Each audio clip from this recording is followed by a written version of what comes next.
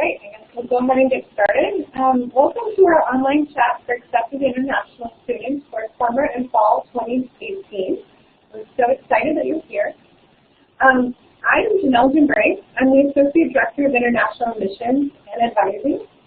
And I'll be your moderator and speaker for today's panel. First, we have a few administrative details to take care of.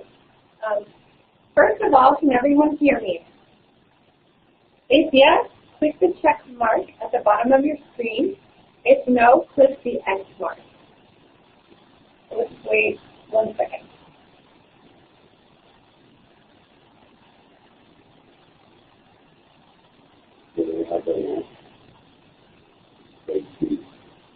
I've got one no and one yes. Oh, 7 yes. All right. So are we okay to proceed? Okay, very good. Oh, glad that's over with. That's the hard part, right? Yeah. Okay. So the format of our panel discussion will be I as the moderator, along with 2 of our student diplomats, or what we call student workers in our office. We're going to answer questions that have already been submitted by you, the participants. And we will also answer questions online chatting. So if you have any additional questions that we haven't answered, or you just thought of new questions, you can put that in the chat box, and one of our OIT staff members will answer them. And then whenever you enter them, of course, you press enter. Like after you type them, you press enter, and then you can see the question. So let's meet our panel. I'm going to let them introduce themselves briefly. Yeah. I'm Naseem Sundarji. I'm doing my major in software engineering, and this is my 2nd semester at UHCL. So you're in a graduate program, right? Okay. So I am Ali Alshir. I am computer engineer, bachelor's degree, final year student, about to graduate. So what, you have like a week and a half to go? Yes. Yes. Yes. So he's at the end, and she's kind of someone at the beginning. Okay, so let me first ask Naseem, what made you choose UHCL? Okay, so as a student, when I was looking at different universities, my first concern was definitely the faculty. So UHCL has excellent faculty. We have experts who are they're experts in their own field. We have a really beautiful and safe campus. We have a 524-acre wildlife reserve. And the 10% of our UHCL student body is from outside the US, so we have a lot of international students. We have a lot of courses. We have almost 80 undergraduate and graduate courses to choose from. So when we're doing a particular major, we have a wide variety to choose from. So that's one of the, a lot of reasons that given me that I chose UHCL for. All right. Ali, what was, or maybe is, the most beneficial part of your experience here at UHCL? Well, the most beneficial parts, and I see explore, so that's a good thing. One of them is, what do they call it? We got to interact with faculties, all professors. Half of them, at least in my major, actually come from the industry, so they're able to give us a lot of the technical experience that they have, which is very helpful. And also the other thing, the benefit, the second beneficial thing is, when we came to UHCL, we realized that the environment of UHCL is very accepting, regardless of your background and your major or your interest, and that helps us broaden our network by interacting with people from different cultures, different backgrounds, and different majors. So that experience helped a lot, which gave me the confidence now to go to a job, because I was able to interact with everybody, and everybody's trying to be very helpful and share their experience on. And the first thing I did when I came to the university, I looked for the events that the university has. Like they have cultural extravaganza, they have welcome to UHCL, welcome home. Over there you meet different students. You get, especially if you just came here and you don't know anybody, it's a good place for you to meet other people and learn about the culture and meet your new friends. So that's great to share. I know Ali is a very outgoing person, and so he did take advantage of UHCL while we were here to meet other people, ask a lot of questions, learn a lot about his profession as well as the opportunities at UHCL. So thank you for sharing. Okay, so I think what we'll do next, we'll kind of go around and I'll start with a few questions pertaining to kind of maybe my area, and then maybe Ali and Nasha can also kind of provide additional information. Kind of some of the questions that we have seen students asking is what should the fall and summer students be doing now to prepare for their trips to UHCL? Obviously, one of the first things that you have to be concerned about is getting a visa if you are abroad. And we understand that that's no easy task because there are a lot of documentation required that you have to submit, as well as you have to interact with the embassy or consulate in your home country. So if you are abroad right now preparing for your F1 visa interview, we do recommend that you go on that specific consulate or embassy's website to make sure that you have everything specifically that they're interested in getting from you either before or during the visa interview. I went today on just the Department of State's website to find out, in general, what documentation is the embassy or consulate expecting of you whenever you prepare for your visa interview. Of course, you're going to have to apply online for your visa interview. They have this visa application form called DS-160. They're going to ask you questions about yourself and about your family, as well as what school you're going to, try to come to. And so the information about UH Clearlake should be listed on your I-20 that you have received from us. So you'll use your I-20 to fill out the DS-160 form. You're going to upload a photo of yourself so that they know who you are. And then you'll be able to schedule a visa interview. Now, different embassies or consulates around the world have different visa interview times. So, for example, in Hyderabad, it's taking 37 days before a future F1 visa interview schedule is available. In Mumbai, it's 42 days. And then in Vietnam, it's only 3 days.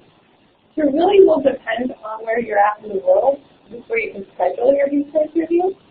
But we can only do that 120 days before the program starts.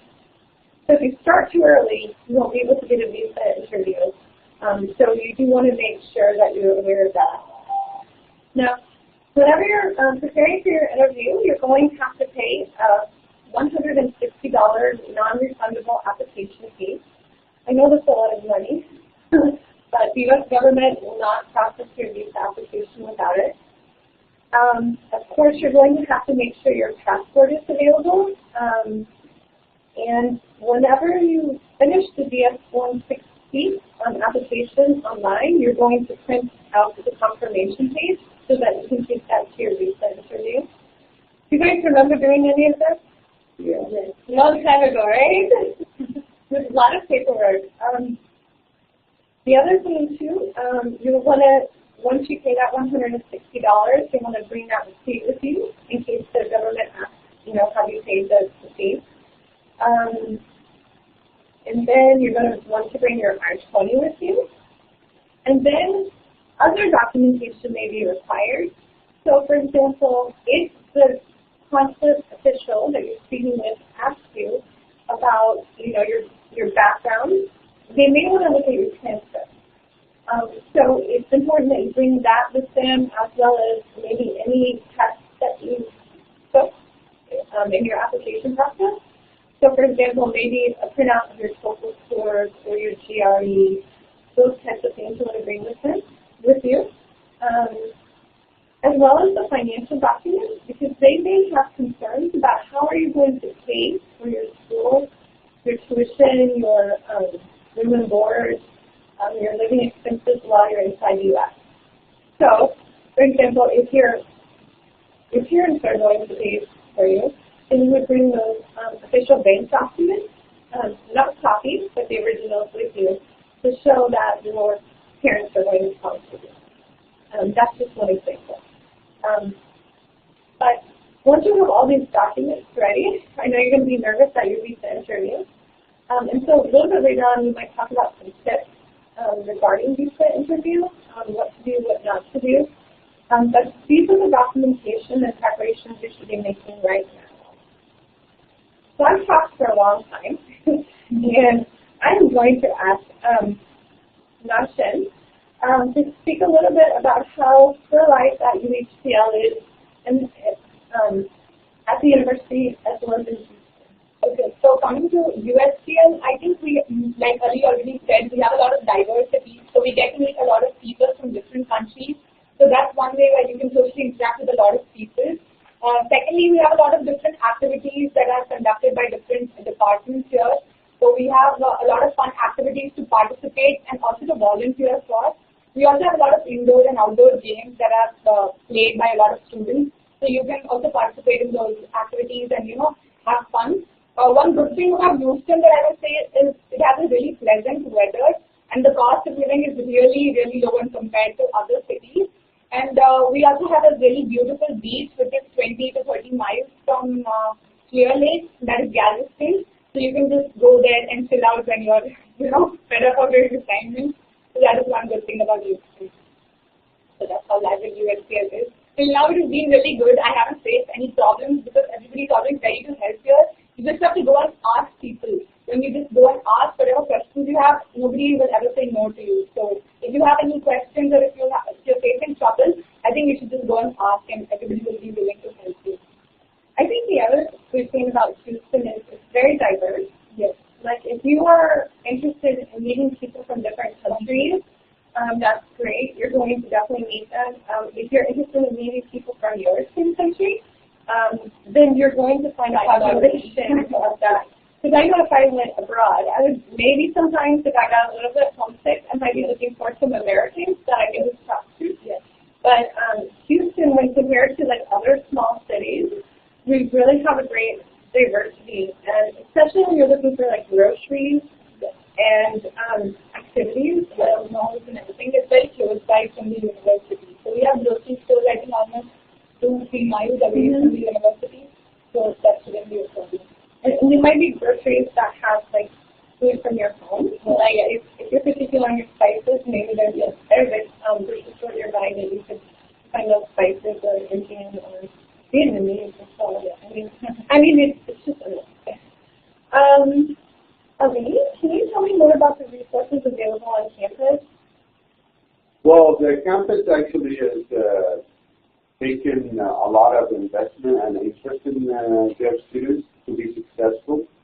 Because, most of the graduate students might not utilize this, but they could, especially if they got a subject that requires a math algorithm. We have a math tutoring center.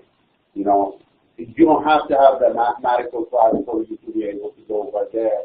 If you're having an algorithm, if you are a computer scientist and you're trying to do it and you're having trouble understanding it, they'd be willing to help as long as you pass by. We also have Success Center, which most of the graduate students could utilize. The Success Center, they try to get people that are excelling in different majors for them to be able to help you with your major classes that not everybody will be able to answer. Of course, we have the library where you could have printing services, you could rent books, or before even the semester starts, see what book your professor already reserves for you to be able to get, information beforehand.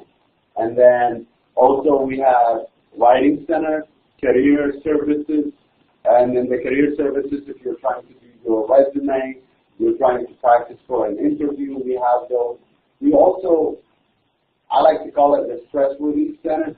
We have counseling, so if it's exam times and you want some guidance because you're really stressed, they will be willing to help you. You just have to go over there. And if they feel like you need to see a professional because you're not only there to talk, they see that you're actually really stressed, they actually bring professionals that will help you extremely homesick, so you're not able to be accustomed. Also, since you are international students, most likely you're going to have the school insurance.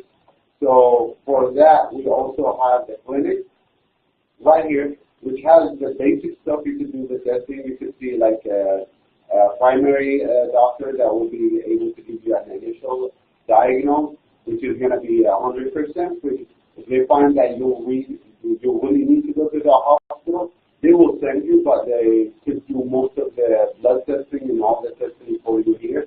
And actually, there is so many of the other, offices that we have here. But one more thing is the writing center and the student assistance center, which you're probably going to use a lot, especially if you are a graduate student. You're going to use it for your thesis. And student assistance center is actually the place that you're going to be doing most of your paperwork that is not related to international students. They will be able to help you, like if you're trying to get a transcript, you're not able to log into your e-services, almost anything, as the name calls it, student assistance centers will be able to help you. So a lot of services are included in your tuition and fees. So the smart students take advantage of those, and they will utilize those, such as the math or the writing center, to get their grades better, or to help them, do research, not do research, but to, profess the writing or the research, to really get them to the next level. So, and we are a smaller campus, so it's not like you have to wait in line for, a writing center tutor to be freed up. The resources are readily available. I might add one thing for everybody that loves sports. For y'all, when y'all come, y'all should be excited because y'all getting a new recreation center. So, so fall 2018, there's going to be a new recreation center where you can, like you said, hang out with your friends and do activities and be very active and in shape. Yes. Okay, another question my way is, what are the tips to be successful at visa interviews? And unfortunately, there's no magic phrase that you can say at a visa interview where the consulate official will be like, here's your visa, you've done an excellent job. It doesn't really work that way, unfortunately. Under the F1 visa, the consular officials or embassy officials, they're looking to make sure that you're a serious student, right? So you want to be prepared and to explain to them how does what you say under I-20 relate to your actual goals. So if your I-20 says you want to be a computer science graduate student, what do you know about computer science? What are your career goals for after you graduate? And how does coming to the U.S. help you get there? Okay, so you in your own words have to explain that to the embassy or consular official. They may ask you questions about your academics, so you want to be prepared for that. Another thing that they're looking for is to make sure that you're prepared. So they may be roughly gauging your English abilities. So if you're struggling through the visa interview, they may be questioning, are you ready to go to this graduate or undergraduate program in the United States? Are you going to succeed? So if you've been accepted here, you have, the minimum language requirements. So we think that you're going to succeed. But when you're talking with embassy or consular official, you have to be confident in what you're saying to them.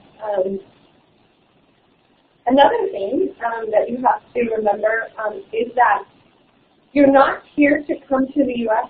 to work. Under the F1 visa, you're here to come to the U.S. to study. That's your primary goal, right?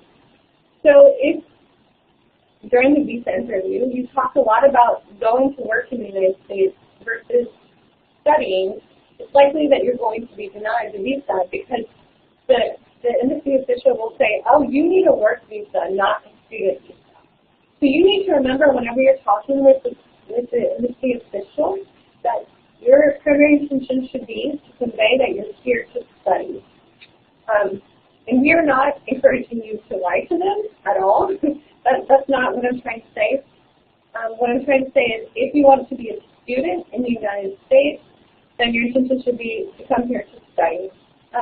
Now, there are on-campus work opportunities, such as Ali and Yashin, they're working in our office, or there may be assistantships on campus that you may be getting, or later on, after you graduate, there's a period of work authorization that you can qualify for.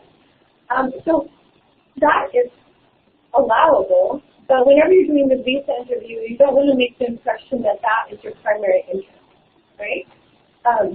But focus on the academic portion of why you're coming to the United States. Of course, you want to be positive. You want to make sure that you have all your documentation with you. The other thing that I'm really going to look into is what are your plans for after you graduate, or how do you have ties to your home country? Because the F1 visa is a non-immigrant visa, meaning you're not supposed to want to try to immigrate to the U.S. when you come under F1 status. They're going to try to screen you for that. So when they ask you about your plans for after graduation, they're trying to see, are your plans to go back to your home country and use your skills for after you graduate, or are your intentions to remain inside the country forever, inside the U.S. forever? Obviously, if they think you're going to try to remain inside the United States, they may deny you. They will deny you. If they understand that your goal is to go back to your home country or to leave the United States, they'll be more likely to give you the visa. So again, we're not encouraging you to lie, but we're encouraging you to strongly promote your interest in leaving the U.S. after you complete your program of studies. So for example, I know one student, he was coming here for an engineering program, and his dad had a business in engineering. So whenever he did the visa interview, he said that, I want to gain these academic skills so I can go back and help my dad in his business. And whenever he said that to the consular officials, that gave them the impression that he was really interested in going back home. So I think that is actually the hardest part of the visa interview, is to convince them that you're really not trying to immigrate to the United States. Again, there's no one magic phrase you can say. The other thing that we hear students say is they're asked questions and then sometimes they're denied, but the denial may be based on information that they've already entered on their application and not based on the conversation that they had with the embassy official.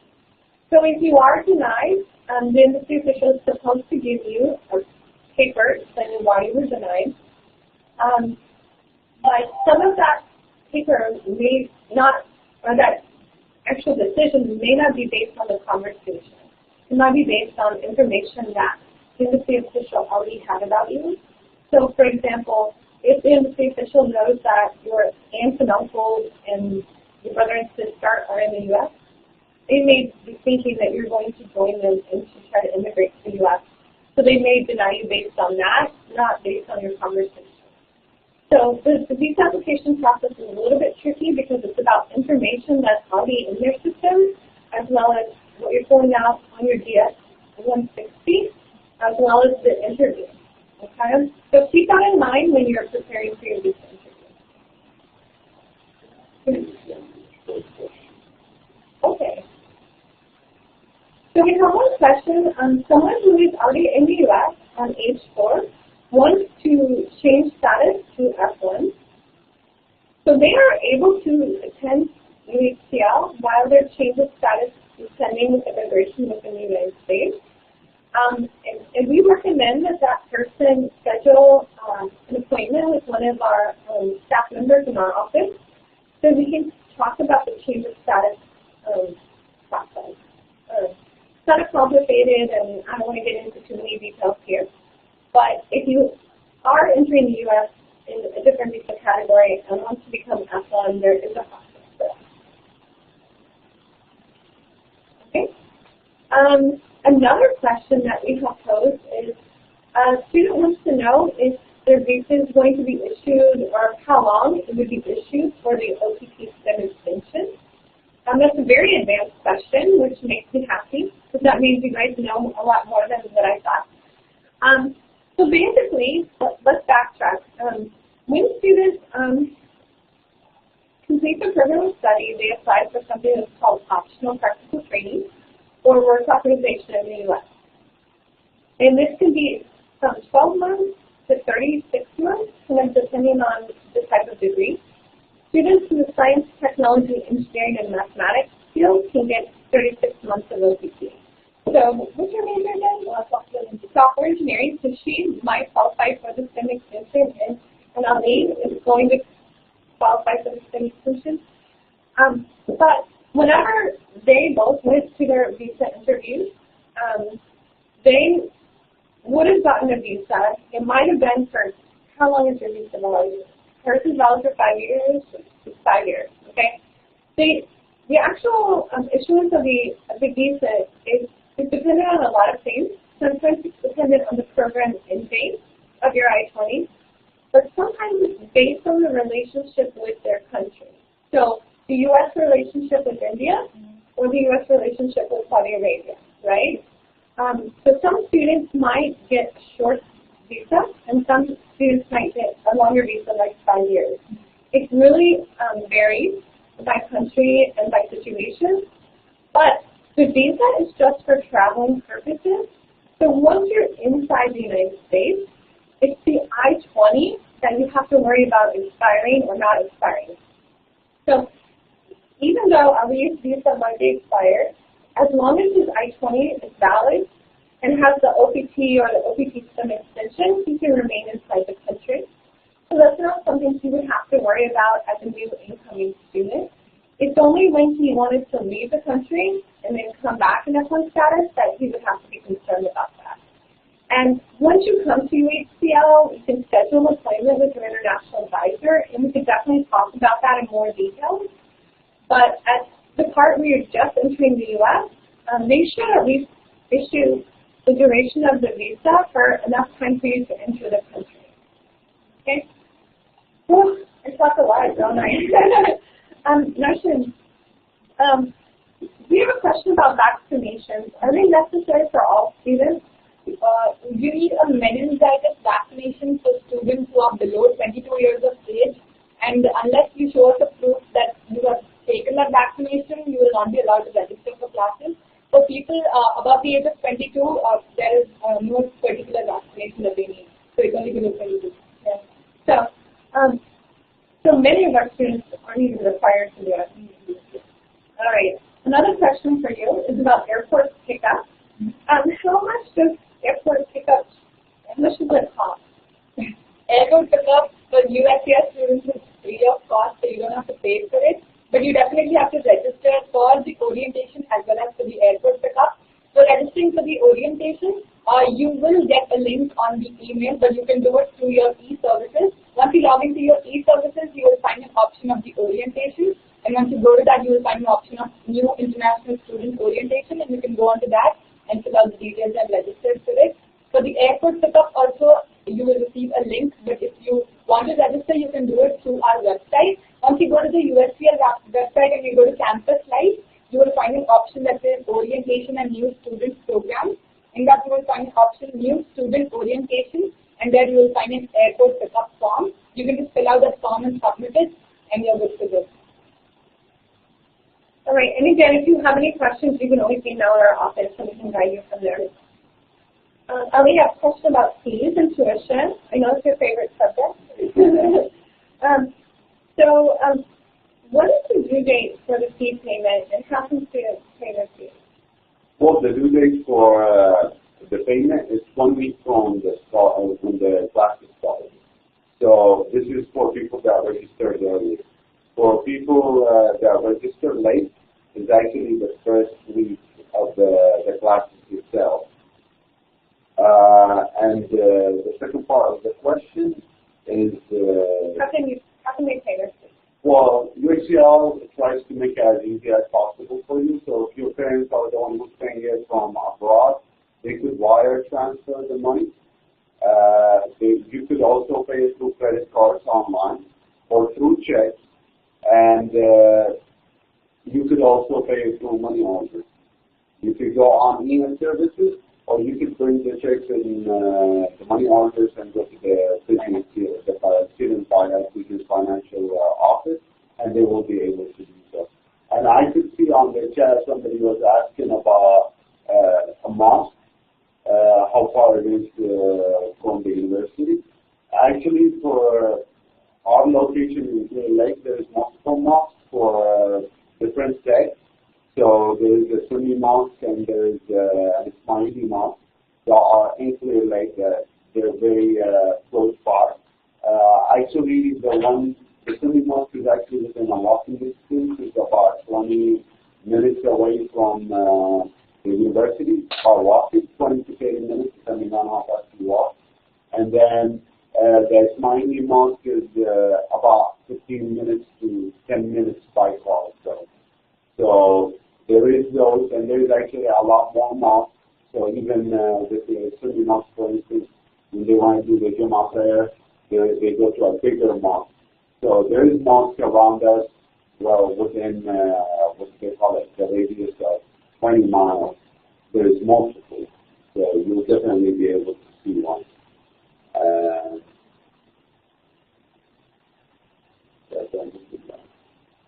All right. What about scholarships? Because you were talking about tuition and fees before. What about scholarships here in UHCL? How can they apply or what information? For international students, the most they could get is that most of our students could get they get the HOT scholarship, which basically almost makes you pay an in-state tuition until you are American.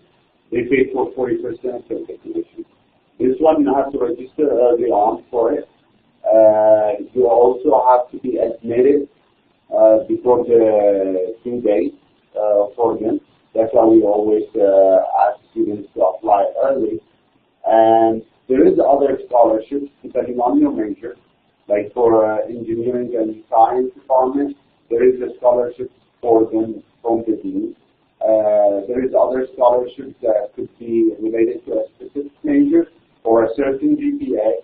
When you actually get in the scholarships that are not a full scholarship, as much as like a $1,000 scholarship or $2,000, where you have to write an essay and win against others. Some you have to show volunteers. So there's a lot of opportunities on campus for scholarships. Although they might not be as much or as big as the HOT scholarship, but that's something that you can contact the financial aid office, and they will be more than happy to show you all the possibilities. Also, keep in mind that when you are in the U.S., there is scholarships that you could get outside from the university for you studying the university. So if you didn't see as many scholarships from the university, you could also go online and try to find all the different scholarships. And you would be surprised that sometimes you'll be able to pay the full tuition and even more, and some of them even give some living expenses if you qualify for those scholarships. Yes, you might have to compete for those scholarships by writing essays or showing a better resume than the others, but there is a lot of scholarships out there. You just have to look for them. And the Office of Financial Aid will be more than happy to help you with it. Great. There's a question about health insurance. Just to let you know, once students who are F1 visas enroll in classes, there's going to be an automatic health insurance charge on their account.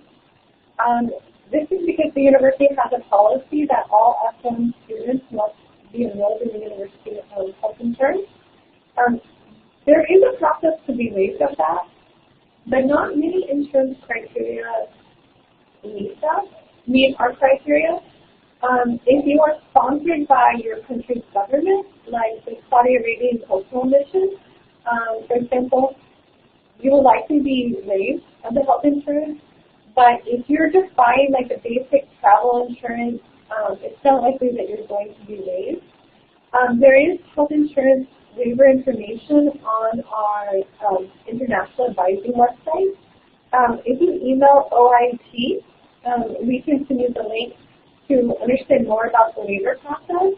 But generally speaking, most F1 students will not be waived of their health insurance. But The reason why the university has this policy is because healthcare costs in the United States are really expensive.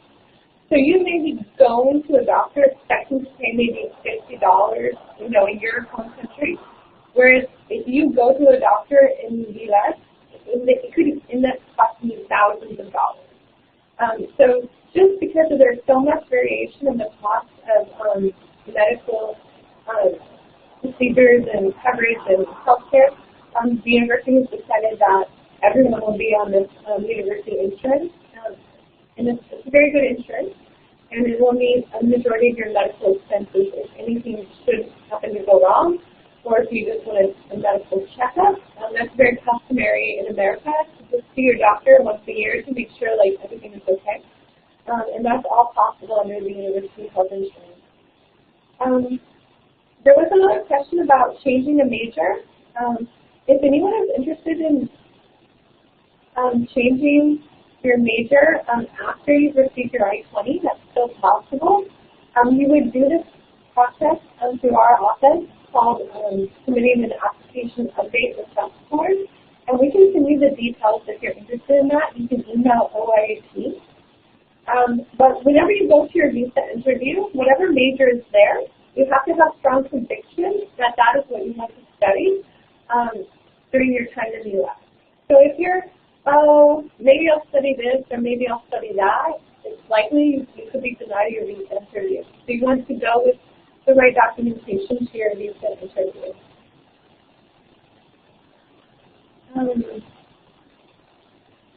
So whenever you receive your admission letter through post or through FedEx, you should have your I-20 with that.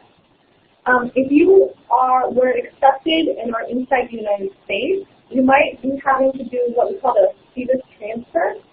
And if that is the case, you can contact us with the details on how to get your I-20, and we'll explain the process. But for the most part, people who are outside the country should have their I-20 with their physical acceptance letter. Now, if you were emailed an acceptance letter, that means that we just fully accepted you, and your FedEx, your I-20 and acceptance letter will be sent to you via FedEx. If you see that you haven't received it within 2 to 3 weeks, definitely email us, and we'll figure out what happened. Okay, you're back on the hot seat. So students might know a little bit about new international student orientation, but when is it, and how do they enroll for it? Okay, so we have summer 2018 students and also fall 2018 students. For the summer students, your orientation will be on June 1st, and for the fall students, it will be a 2-day orientation program, and it will be on 20th and 21st of August. And you can register through e-services, like I told you, or you will also receive a link in your email to which you can directly register for the orientation. Alright. Let's see. Okay. So another question for you is, how do they register for classes? And what is the last date for enrollment in summer and fall semester? Okay, so for registration of your classes, you again have to log into your e-services. You will find an option that says Student Center. You can search for classes using what term you're looking for, as in summer or fall. And then you can choose your session, which is usually the regular 8-week sessions of spring and fall. But for summer, it depends on which session you want to do. Then you also have to choose the subject that is your major. And you have to choose your course, career, whether you're a graduate or undergraduate. It should be graduate for most of you. And then you can go ahead and search for different classes that are available for the semester. You can go ahead and select and add it to your shopping cart. Once you add the subject to your shopping cart, you can go ahead and enroll and register for your classes.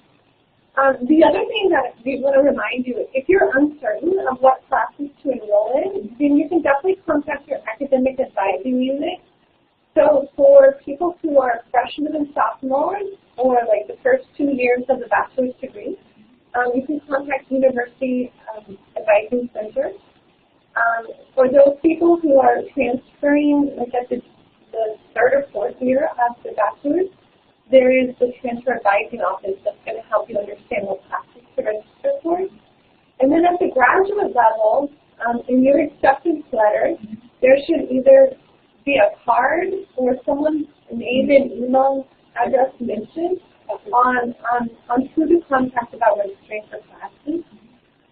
If you are still uncertain and orientation, comes around, we're going to help you register for classes during orientation. Academic students will. So we don't want you to panic if you're not registered by the time you come to the U.S. We will help you through that. Yes. So the other thing too is maybe your first semester here you don't get that perfect schedule that you want. That happens to a lot of first-time students. Even me as an American, when I went to university, I didn't get my first pick of classes. Don't worry. You still won't be fully enrolled, but you'll get an opportunity later on to be a little bit more selective of your classes as you move up like the senior level. Also, the last date for registration for the summer semester has started is from April 20th up to June 1st. The late registration is from June 2nd to June 6th. And for the fall semester, it's from August 20th to August 24th. That is the early registration. Late registration is from August 25th up to September 6th. And you should be aware when you do late registration, there is a fee. Is it $50? Yes, it's $50. So we want to encourage you to register early so you can get the best classes possible as well as to avoid the $50 fee. Ali, other questions about accommodation? Will the university help students find where to live and things like that? Well, the university doesn't directly help us this case because the university itself doesn't have dorms or what you call student housing. We have a partnership with UFA, so we refer people to UFA, but UFA is so popular since it's very close, and most of the students that come, they don't have a car or a form of transportation. So they prefer UFA because of their activities and the closeness to the university. And that's the one that we have partnership with and we promote for students. Now, that doesn't mean that we're not going to actually try to help if the student is not able to find accommodation. We will, what do they call it, direct them to students from their own country, like organizations, like people from India. We tend to direct them to ISA through the Facebook page, and you will be surprised how many people were able actually to find temporary accommodation or actually even a full accommodation with some of these students. But the university, the good news is the university is planning to start on building student dorms very soon.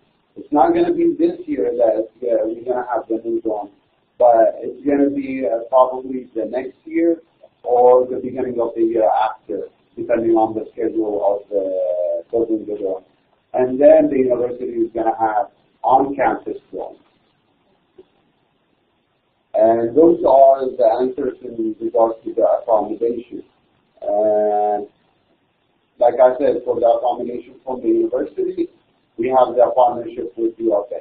Now, if you couldn't find with UFA because you have to register early, that doesn't mean if you don't have a car or a bicycle, it's going to be difficult for you to find apartments. There is other closer apartments that are not as close as UFA, but they're all within a walking distance. Like, for instance, you have the ID apartments, you have Lakeshore, Wolf Creek. There is multiple codes. There is multiple that are within walking distance, and there are a lot more if you have a car or if you have a bicycle or you're willing to take the bus. We have a follow-up question about scholarships that I'll try to address. One of the questions was, how will we hear about scholarship decisions? So once you formally apply for the scholarship through the Office of Financial Aid, they will, if you've been awarded, they are going to send you a decision out via email. So part of the scholarship process is that you have to come back and accept it. So you want to follow the exact instructions that they give you to accept the scholarship. If you don't accept it in time, it's possible that they're going to take that scholarship and give it to someone else. And we call this kind of rolling scholarship process, or they roll the awards out. So it's possible that they might have several rounds of scholarship approvals. So if you and your friend apply for the scholarship at the same time and you're admitted at the same time, and you get it and your friend does not, but your friend does not get a letter saying, you know, unfortunately you didn't receive a scholarship, it's quite possible that your friend's name is still on the queue to be awarded a scholarship. It might just be a second round before he or she gets it. So any questions relating to scholarships should really be addressed to the Office of Financial Aid. Because in our office, we don't award scholarships. Ali doesn't have money for you. I don't have money for you. Neither does Nushin.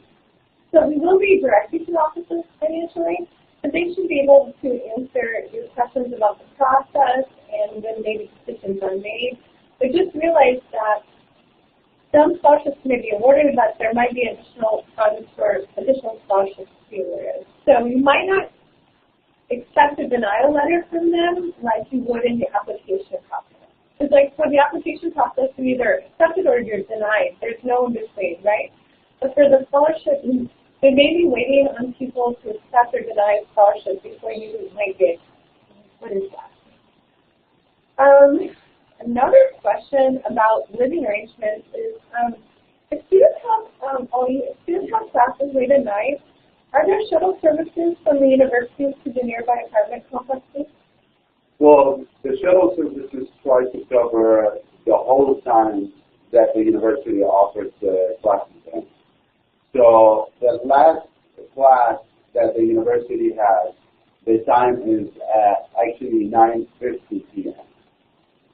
Unless one of the professors decides to do a special class or a makeup class or extended the hours, the classes end by 9:50. So the last shuttle usually leaves at 10 o'clock p.m. Now, if that happens and you live close by, and especially if you are a girl and you're afraid to walk at night and you miss the shuttle for any reason, guess what? The UHCL police will be more than happy to assist you. You know, they will even walk you through the car. And I know a couple of the students that volunteered with us, and some of them, believe it or not, they were new, and as soon as they got here, they took advantage of the help of the UHCL police, and the UHCL police were nice enough to pick them from the university and drop them at their apartment just because they were scared to walk at night. Now, they would do it for apartments that are really close by to the university, but as soon as you get too far ahead, you know, there's a higher chance of them saying no. But they helped a lot with that. The shuttle, they run to their last class, so unless you're staying late for research or some other reason, you should be able to get home after your last class. All right, we have some questions about internships. One question is how to get internships and how many credits are required. So basically what an internship is at UHCL is it's a class that you enroll for and you pay tuition for. So you may be working off campus to meet the academic requirements of the internship. Now each program has its own requirements about internships or co-ops or practicums, which are kind of the same line. So whenever you meet with your department for the first time, you can ask them that question. Like, for example, they may have a GPA requirement. They may say you have to be here for 2 semesters before you can enroll in an internship. Or they may say, well, you need to wait until your last year of your program before we have you in an internship. So it will really vary by program studies. Immigration-wise, once you enter the U.S., if you're here for 1 academic year, you can start the next semester for a what we call curricular practical training, or CPT. You can get that CPT authorization for your internship, and our office would help you with that. But again, it starts with the academic unit to explain to you what are the requirements. And you might be able to find that on your Kinect study, or you might be able to find that on the website, or after talking with the faculty or academic advisor. You should definitely know more about that. Our office is going to help you with the paperwork to be approved for this CPT. So I don't want you to worry about that right now. That's a lot of details that might happen, a year or two later.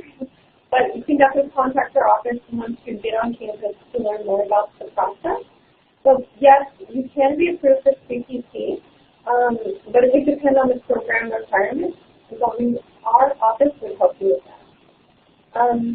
Okay. Another question about jobs is how can students apply for jobs or check what jobs are available on campus? Yes. So for on-campus jobs, you can search for career services on the UHCL website, and when you look for the students option, you will find a list of on-campus jobs that are available. This keeps updating every week once they figure out if they want somebody or if they have closed the positions. So it's better that as soon as you see positions available, you just apply for them. And once they have criteria, again, they have particular requirements that they go through. So you have to fill out their form and submit it, and they will email you saying whether you have been accepted for the position or whether it's already been filled out. So this keeps updating every week, so you should be checking for on-campus jobs regularly. Is there any minimum or requirements for TA or GA positions? Yes, it differs from department to department. So for software engineering or for computer science, it has to be around a 3.3 GPA. But for most of them, they require you to complete at least 9 credit hours, that is at least one semester in UHCL. So you have to finish one semester, and then you can go and take a form from the dean's office or from the department, and you can fill out the form and apply for a TA or a GA. I think that the College of Computer Science and Engineering has a few GA positions that are for incoming students as well. I believe we posted this on the Facebook group. So if you're from that college, you might not have to wait your first semester. That opportunity might be available for you to receive that email about it. Yes, you should have received an email as well. Ali, you're in the College of Computer Science and Engineering. What are the current research happening in computer engineering that you're aware of? Well, I already know that most of the professors are doing research in one way or another. One of my professors actually works with hospitals to analyze MRI signals and other types of X-rays and screening what they call a machine for patients. And basically, they're working on analyzing the signals and the data for them to later on be able to give a better prediction of what's going on, because it's a very difficult thing to see multiple images of the brain. It's not as easy as you would think. You wouldn't only be able to see the image and be able to understand it.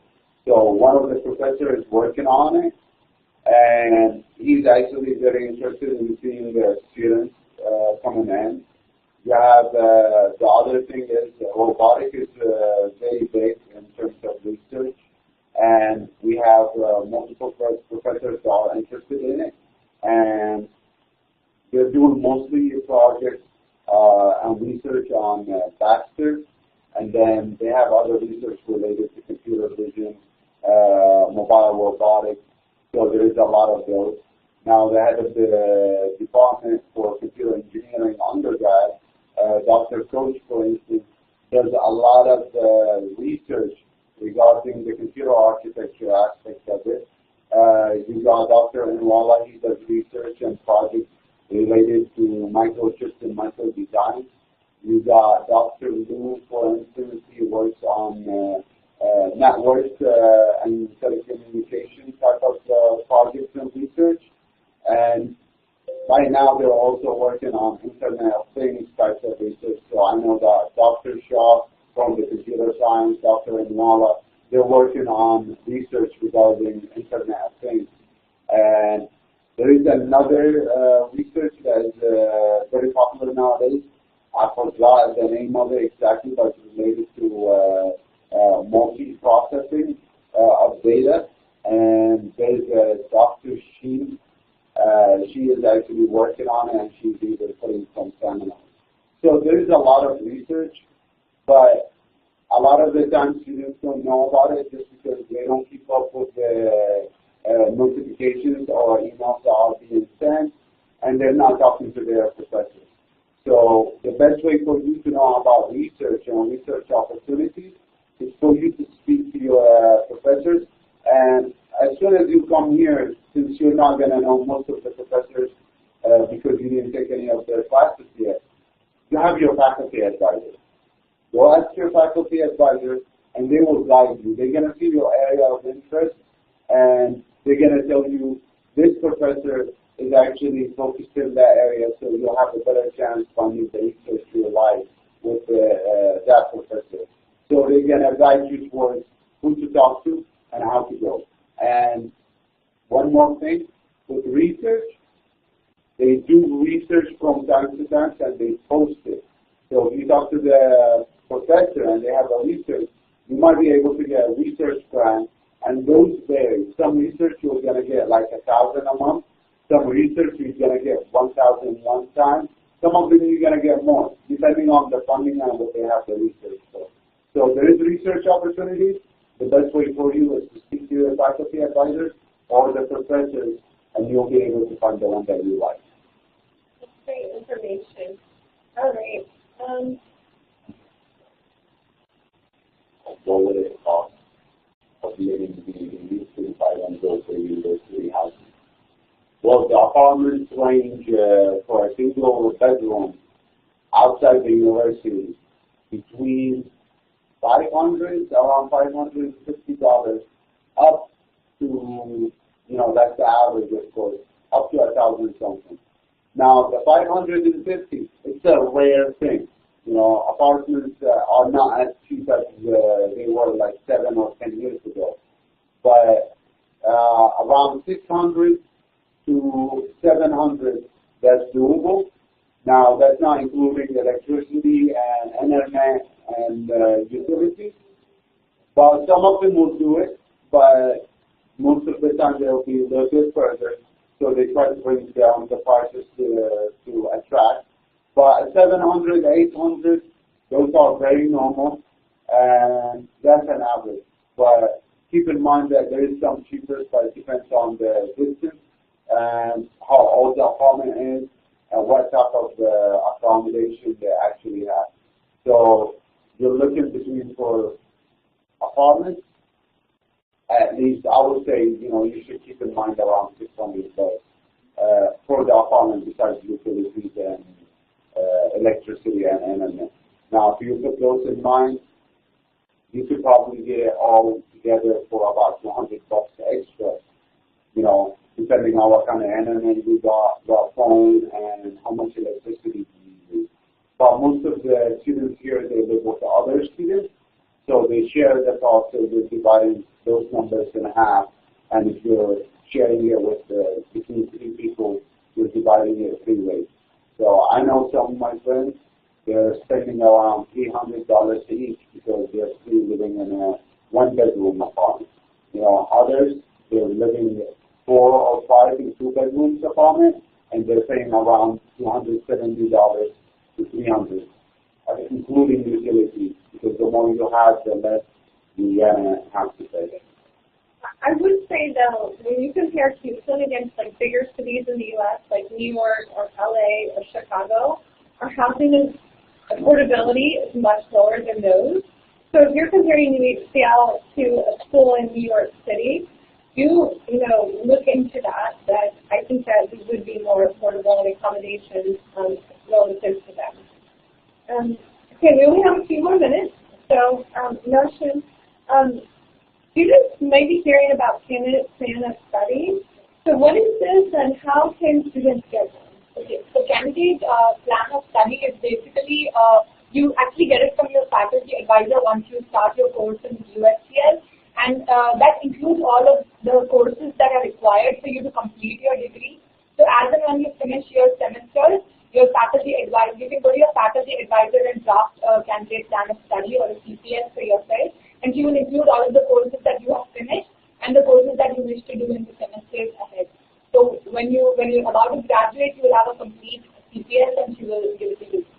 Okay. This is not necessarily required before they come here, right? So it's needed mostly after the first or second semester, or when you're applying for a PA or a RA, you will actually need your CPS. But for the first semester, you actually don't need it. Okay. One last question for you is how can students get a bank account in Houston? Okay, so for bank accounts in Houston, you actually don't need much. You just need your passport and your I-20 because you actually don't have an address proof when you actually enter the US. So I think the closest to UHCL is Chase. You could go to Chase and get your account open. You just need your passport and your I-20. They will just ask you for a few details about your visa, or you could also take your I-94 just in case they could ask you. But apart from that, you don't need anything. So this I-94, this was another question that was asked. The I-94 is an immigration document issued by Customs and Border Protection. So when you come in the U.S., they give you an I-94 electronically.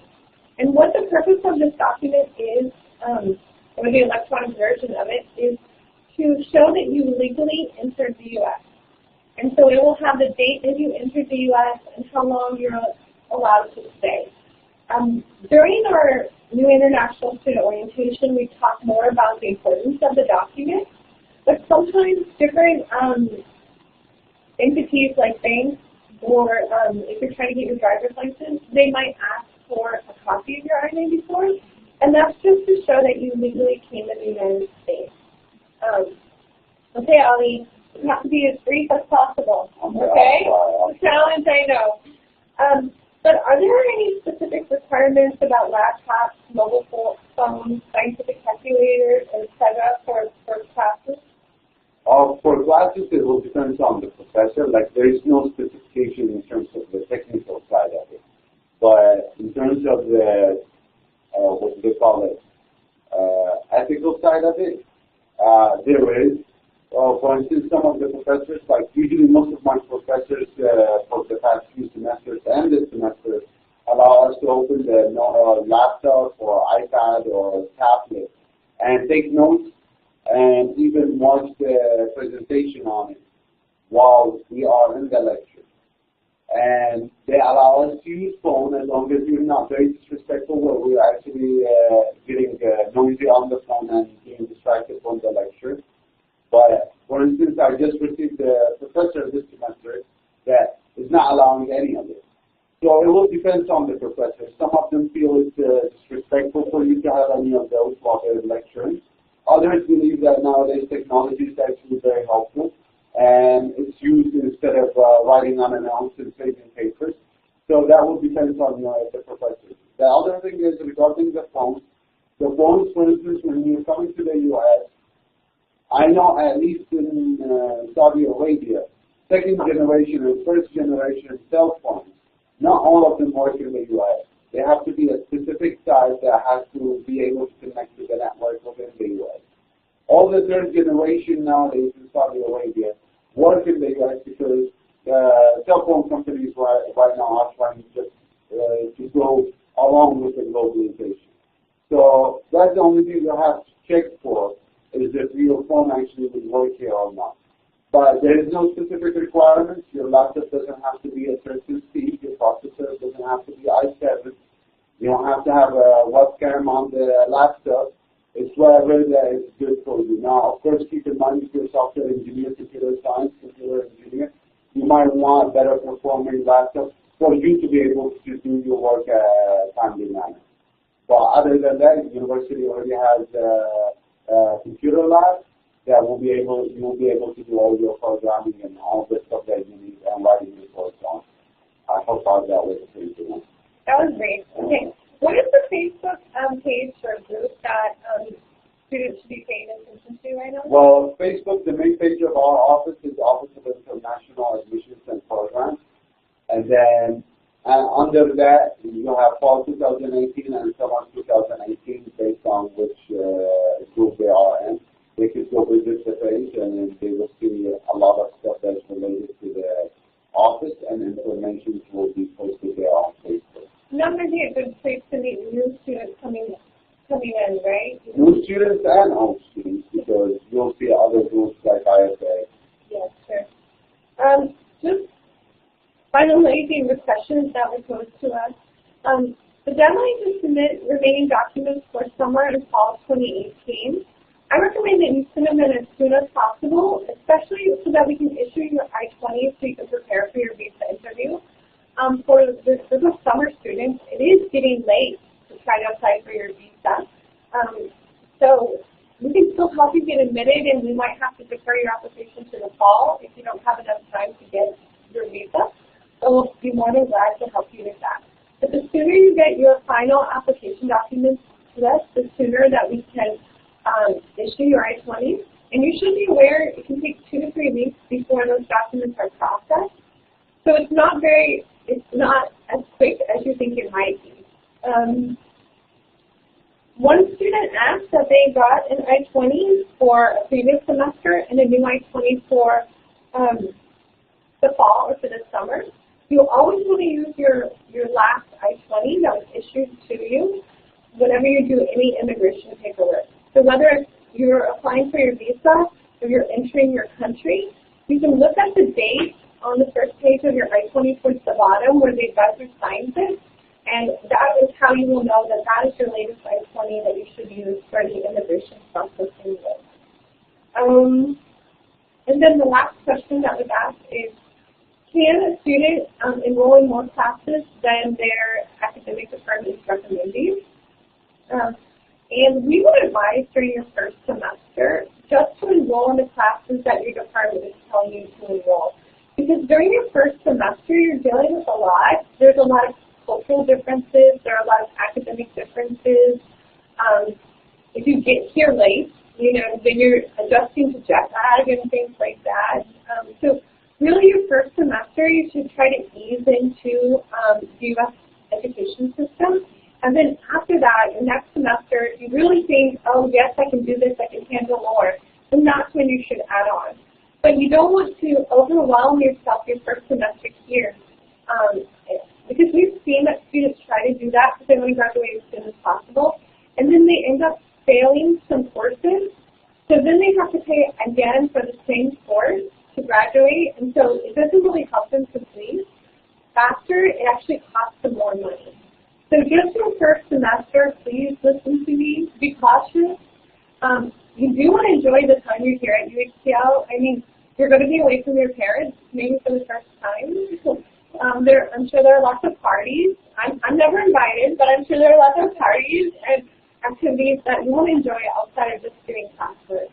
So do plan on just keeping it easy your first semester to adjust and have fun, and then the next semester, maybe think about taking. I think that this is all the questions that were asked of us. Are you sure you need to answer any more questions? Thank you for hanging in there and listening to us. But this will be recorded and it will be posted later on if you want to go back and see about any of the answers to the questions. Thank you.